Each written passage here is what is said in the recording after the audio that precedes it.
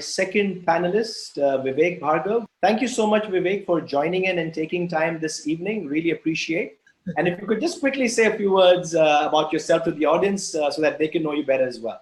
I basically started a digital advertising agency almost 22 years ago, 1997. And I think over the first 14 years, I went through these phases where I was called a genius and then moron and then genius and then moron. So anyway, last time they called me a genius, I sold my company. So I said in the future, if they call me a moron, at least I'll be a rich moron. But I've seen this evolution of digital from being a tick mark in the marketing strategy of most organizations to becoming the age we're living in. So this has been a great 22 years journey. Digital has now become almost the center of everything we do. And this COVID-19 is actually accelerating this whole process. Coming straight to the questions, since you talked about digital, we're looking at digital companies. We're looking at what we're doing right now. We're on Zoom right now, and we're all communicating from different parts of the globe today. What do you see happening in the short term, first of all, from the trends that are emerging right now?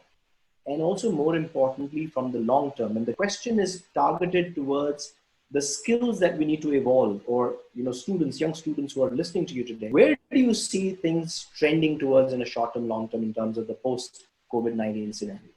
I'm actually slightly more optimistic about this whole thing, right? So I've actually seen that so many times when the world has gone through some kind of crisis, it has created some opportunities in the long run. If I just share with one example of my own agency, in 2008, Aegis Media, which became Dentsu, had come to buy us. And then the Lehman Brothers happened and the 2008 financial disaster happened, and this whole deal got postponed.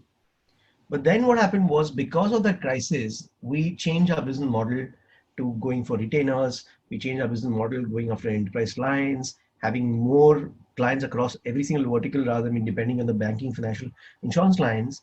And then after 4 years, the same company, Dentsu, came and bought us a significantly higher valuation, and we were more stable as a company. If you take today, right, there has been a lot of excesses across a lot of companies. People are working on negative ROI, they don't have any margins, but they still look at that as a brand building or acquiring customers. A lot of fundamentals of business were being ignored. So what's going to happen moving forward is, as capital becomes more scarce, as companies realize that profit is a very important criteria for a business to succeed, a lot of these changes will happen. First fundamental change that I think is going to happen is that people are going to realize that digital is the age we're living in. It's no longer about marketing or communication. It plays a role of a catalyst across every single facet of an enterprise. Today, nobody talks about a digital photograph. When you say a photograph, it generally means digital. Nobody says digital music. When you say music, it means digital, right?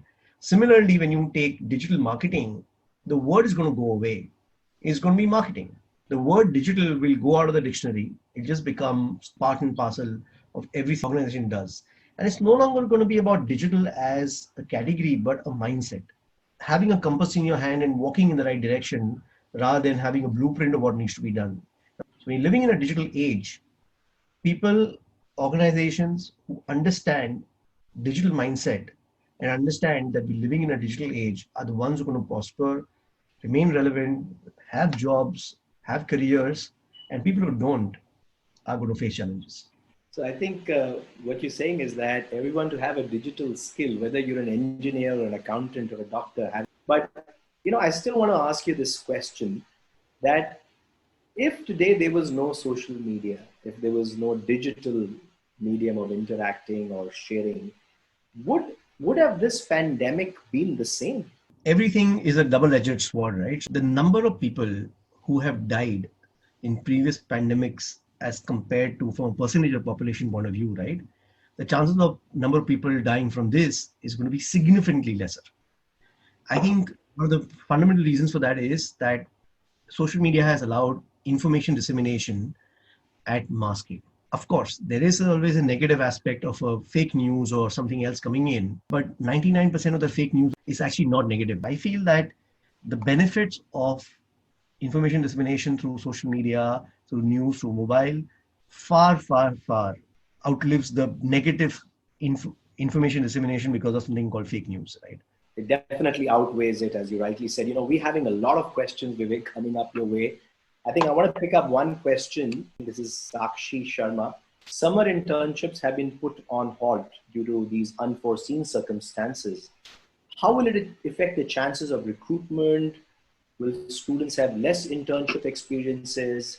And maybe I'll bundle it with another question, Vivek, if you can remember, the first one being live internships, and the second one being students who've signed up for courses, live courses and real courses abroad, or different parts of the country.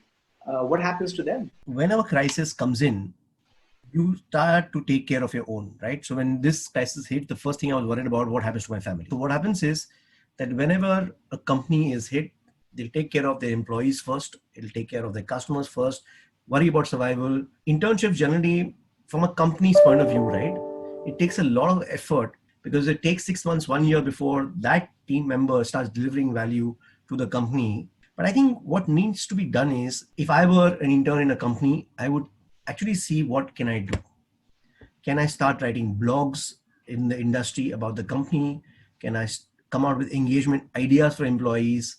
Can I say, listen, I can do internship sitting at home. I'll do these three things that will add value to the company without expecting any payments.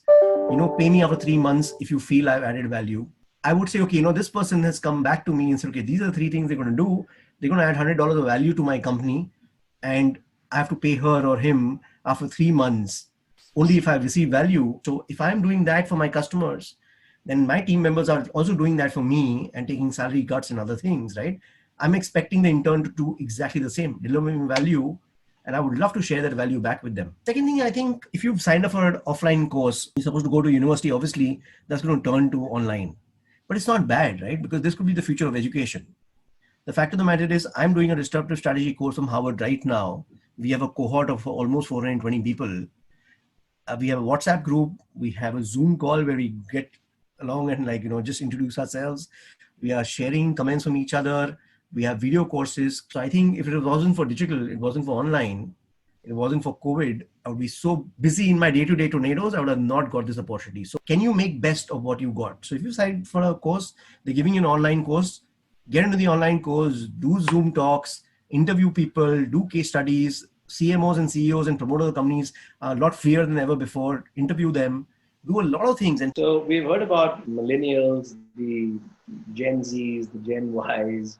What are you going to call, youngsters who have not graduated in the Corona or the COVID-19? Are they going to be Coronalians? Is there going to be a term for that? That's on a lighter note. I think, Vivek, it's been brilliant. Really, really loved what you said.